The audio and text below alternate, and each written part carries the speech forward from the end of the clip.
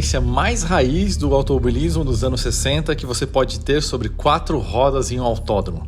Para reviver os tempos do começo da carreira de nomes lendários como Niki Lauda, Emerson Fittipaldi e Nelson Piquet.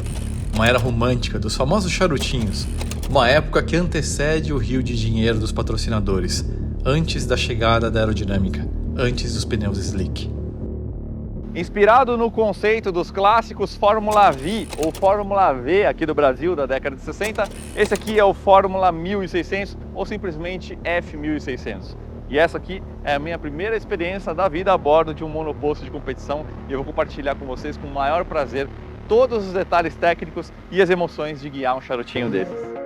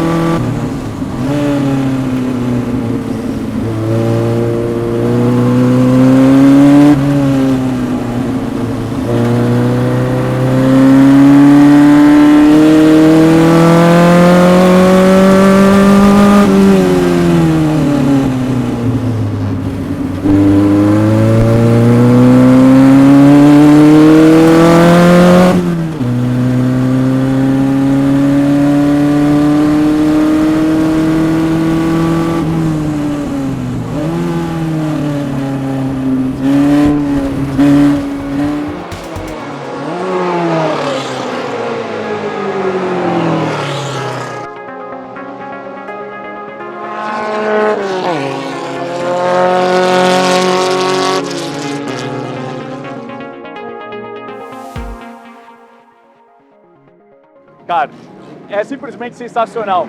Agora, nessa primeira experiência aqui no monoposto, eu entendi por que trogloditas que nem eu, com mais de 1,80 m, geralmente não tem carreira nesse tipo de carro, porque eu literalmente não caibo no carro. O pessoal vai ajustar os pedais, né, botar mais para frente, porque o que acontece é que o meu joelho ficava no caminho das mãos toda hora, então eu não conseguia simplesmente contra-esterçar. Então eu tinha que conduzir o carro de um jeito que ele estivesse sempre dianteiro, porque se eu precisasse reagir, eu não conseguia, batia na minha mão, né? Mas a dinâmica do carro, cara, é outro universo. Assim. Primeiro, lógico, você não tem nenhum tipo de assistência, nem mesmo na direção, mas o fato de você ter um trecho tão curto e um motor central traseiro deixa o carro assim muito, mas muito afiado. Você entra com um pouquinho mais de velocidade no ideal da curva e aí a traseira já começa a vir. Essa é a maior diferença de um carro de turismo normal, por exemplo, que a tendência é sempre da frente escapar quando você entra com mais velocidade que o normal, né? Agora o pessoal vai ajustar os pedais para mim e aí eu vou conseguir ler e poder arriscar um pouquinho mais a tocada, mas, cara, que experiência sensacional.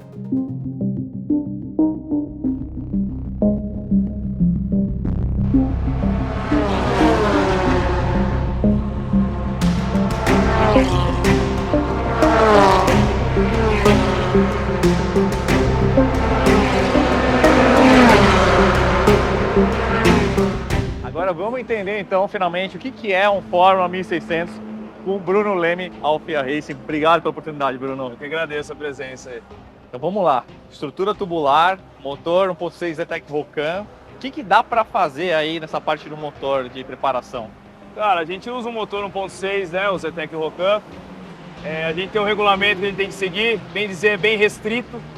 Parte de preparação, limitado taxa de compressão, comando, uma série de coisas para que a gente tenha uma durabilidade, né? E um equilíbrio também, né? Um equilíbrio da categoria, visando baixo custo e tal, né? Então, sim. Bem dizer, hoje dentro do regulamento você pode trabalhar com folga interna, né? Parte de cabeçote não pode mexer em duto, nada disso. O comando que a gente usa é o original do carro mesmo. Sim. Para você ter uma ideia, a gente é obrigado, dentro do regulamento, a usar a opção no gasolina ainda, que tem aquela o côncavo, né? Sim. Então a taxa está um pouco mais Isso, baixa para trabalhar com a taxa mais baixa mesmo, para poder pouca caloria na câmara. ter maior durabilidade mesmo. Veja aqui um coletor de escape dimensionado, né? Isso. O coletor de escape é um único fornecedor, então o escapamento é um único fornecedor para todo mundo. Sim. Então realmente aqui o propósito é ser uma categoria escola, baixo custo, muita durabilidade, né? Exatamente, uma categoria escola, visando baixo custo, né? Sem eletrônica, sem nada. Sim. Aqui a gente tem um câmbio de Volkswagen, é isso? Isso, a gente usa o câmbio do Fusca da Brasília, né? Tá. Com a relação 831, que é a relação mais longa, que vinha nos SP2 da época. Ah, perfeito. Isso. Perfeito. Para poder andar em pista mais longa, que nem Interlagos. Vivemos em Goiânia esses dias. Sim. Eu vejo que o conceito da suspensão dianteira também é do Volkswagen, né? A suspensão também é do Fusca. E a gente trabalha catraca ali para poder... altura de carro, pressão de mola, etc e tal, mas a suspensão é do Fusca mesmo. E a parte de freios, o que a gente tem aqui? Parte de freio a gente tem pastilha, Volkswagen também, Fusca, Brasília. O disco de freio dianteiro é também do Fusca, da Brasília. Os traseiros, para poder ter o setup que a gente usa, que todo mundo usa, é do Astra e da Zafira. Perfeito. Né? Mas as pinças são iguais às 4 rodas. Então, essencialmente, nos componentes mecânicos é tudo carro de produção e é até um carro mais antigo, né? Então é fácil e barato de manter o carro, né? Pra você ter uma ideia, a gente usa pastilha do Fusca mesmo. Custa aí R$70 um jogo de pastilha. Sim. E você faz um final de semana inteiro. Isso que é muito bacana. Agora, falando em custo, Brunão, o cara que quer ter uma primeira experiência, que nem essa que eu tive, putz, ando de track day, ou ando numa categoria que quero só experimentar, fazer um treino, dá para chegar aqui, procurar o FIA Racing, fazer um treino que nem esse que eu fiz? Como é que funciona? Dá sim. Normalmente, hoje, por ser final de ano e antecipar as datas, né? A gente está fazendo um treino livre de quarta-feira, mas normalmente, todas as quintas-feiras que antecedem a etapa, tem esses treinos livres, né? Legal. São normalmente 4 sessões durante o dia. E de custo, depende muito de equipe, mas gira em torno de R$1.300 mais ou menos cada saída. Sim. Que é uma saída de 40 minutos, né? E eu te falo, 40 minutos na pista parece pouco, eu te falo, cara, dá pra se divertir bastante, dá né? uma cansada, dá pra se divertir muito, cara. Eu queria deixar esse recado especialmente pra galera que anda de track day, como eu mesmo, porque é uma experiência tão sem filtros e é tão intensa, cara, que vale a pena. Uma vez na vida tem que vir aqui andar pra sentir qual que é o barato, que é legal demais. Aí, digamos, o cara gostou muito e realmente quer começar a competir. Custo médio, assim, por etapa, por temporada, dá pra dividir carro, é etapa dupla, como é que funciona essa parte pra competir mesmo? Isso. Normalmente o campeonato nosso gira em 10 etapas, né? Cada etapa são 2 corridas, então tem 2 treinos livres, uma tomada de tempo e 2 corridas. Um aluguel, né, pro final de semana para você fazer uma etapa dessa completa, carro, combustível, aí gira em torno de R$12.000 mais ou menos o pacote do aluguel. Sensacional.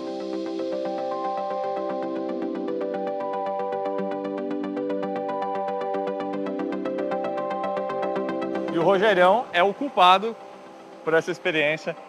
Se você assistiu aquela série de Nürburgring, você talvez reconheça o rosto dele, porque foi lá justamente nessa viagem, ele foi com a gente para lá e jogou essa sementinha, falou: Barata, acho que tinha que andar num negócio desses aqui. E foi a melhor coisa que aconteceu. Vale lembrar vocês que isso aqui é uma categoria escola cujo conceito tem bem mais de 50 anos. Meados da década de 60, lá nos Estados Unidos, a Fórmula V, que aqui foi traduzida como Fórmula V, com motor Volkswagen a ar. Cara, isso aí foi o começo da carreira de vários pilotos, o Piquet, o Fittipaldi, vários grandes nomes, o próprio Lauda também, competiram na época, trilhando o seu caminho para o automobilismo profissional. E isso a gente tem até hoje, né, Rogério? É uma categoria que você não tem nada de auxílio eletrônico, né? Nada de ABS, controle de tração, controle de estabilidade, é só braço. Então, vale muito a sensibilidade na pilotagem. E quando você adquire essa sensibilidade e desenvolve essa sensibilidade, você carrega isso para qualquer categoria que você for correr, entendeu? Eu estou na categoria desde 2019, foi o meu primeiro ano. Eu tive a oportunidade de ser vice-campeão por 2 oportunidades e finalmente esse ano eu estou disputando o campeonato. Espero esse fim de semana agora conseguir finalmente me sagrar campeão. Estamos na luta para que isso ocorra. E a gente tem alguns nomes do automobilismo profissional mais recentes que também passaram por essa categoria aqui, né? O Igor Fraga. Exatamente, o Igor Fraga ele correu na Fórmula 3 e hoje está na Super Fórmula lá no Japão. Nós temos o Emílio Padron, que é campeão da Endurance, o Renan Guerra, que já correu nas principais categorias aqui do automobilismo nacional. Enfim, quem anda bem de Fórmula 1600 anda bem em qualquer categoria. Isso é uma coisa muito legal. Esse carro ele te calibra, ele exige que você tenha muita conexão e reações finas, na verdade, não são reações grosseiras, né? Agora, olha esse 147 que vai passar aqui, que sensacional.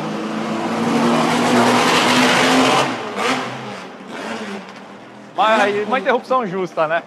Sensacional.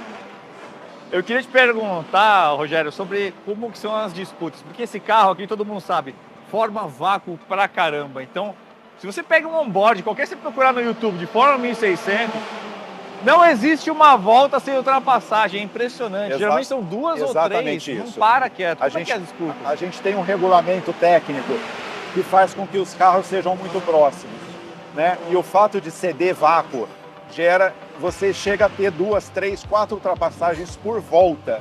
Ou seja, na reta principal você ultrapassa seu adversário, na oposta ele reultrapassa, no miolo você retarda uma freada, enfim, é disputa o tempo todo. Então, tanto para quem pilota como para quem assiste, é muito interessante. É uma categoria muito dinâmica. E a proximidade dos carros, como é que é? Cara, anda tudo muito junto, né? Muito grudado. São N as situações que você fica literalmente a um dedo de distância do seu adversário. Sempre respeitando, né, o espaço do outro, mas ali no limite. Então tudo anda muito próximo. É muito emocionante. É um prazer enorme poder fazer parte da categoria Fórmula 1600. Mostrar para vocês então como é que é a cabine desse carro, cockpit, melhor dizendo.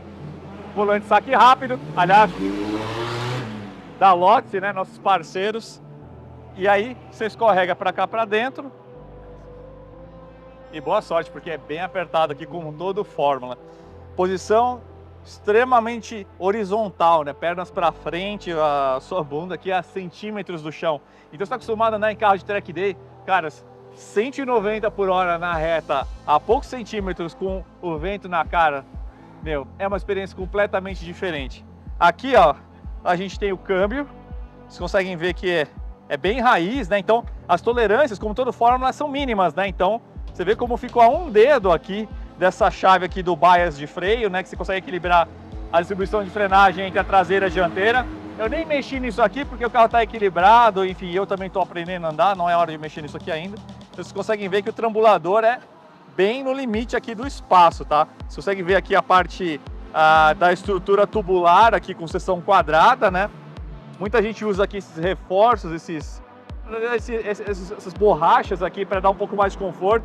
Vocês conseguem ver aqui, ó, por que usa. Então é bem raiz o negócio mesmo. Agora eu vou mostrar para vocês aqui a parte do painel. A gente tem aqui um dash da ProTune. O carro está desligado, né? Não dá para ver agora, mas aquelas informações básicas, né?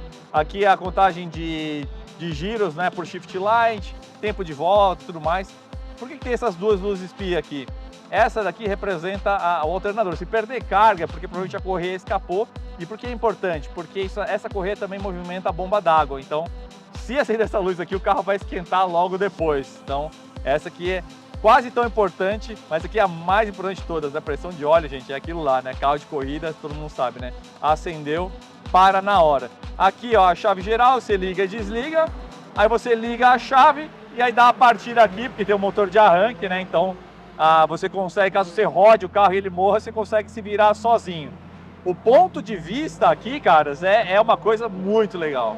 Assim, você tá a centímetros do chão, vendo os pneus girando ali, o trabalho de suspensão, é o nível de intensidade que eu espero que o onboard traga para vocês. Agora eu tô para sair para a minha última sessão de treino. Agora eu já entendi como é que é a dinâmica do carro. A gente vai andar e aí na sequência eu vou explicar para vocês, então, finalmente, como que é o jogo de você pilotar esse carro e ir descobrindo as nuances para você chegar perto do limite dele.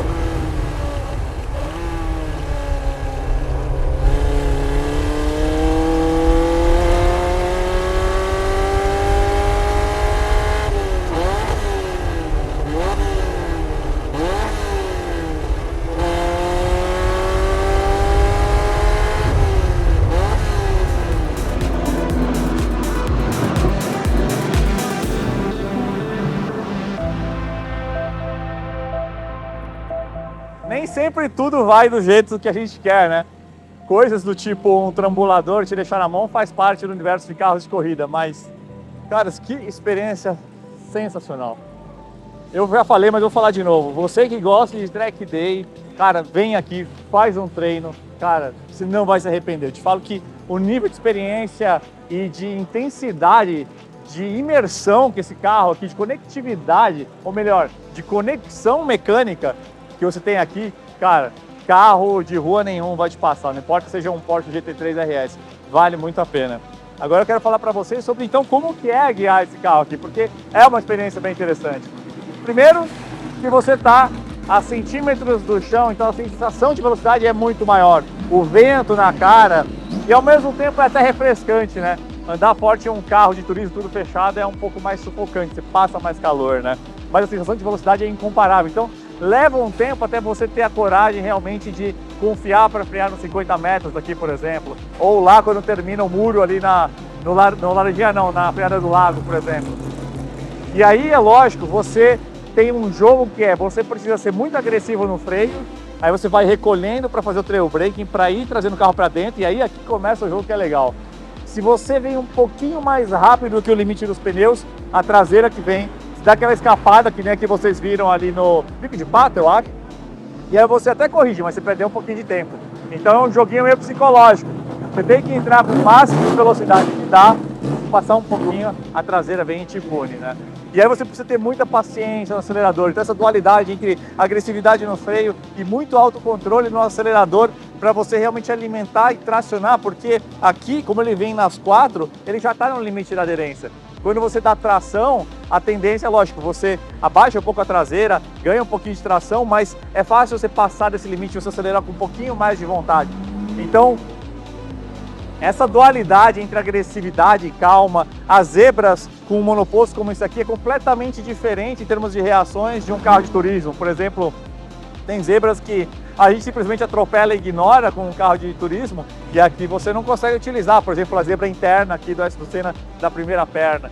Tudo isso numa experiência sensorial, olha, realmente sem paralelo. Por isso que, cara, mesmo um cara que gosta, que compete mesmo, quando anda num negócio isso aqui, sai dando risada, cara, porque a experiência realmente é absurda.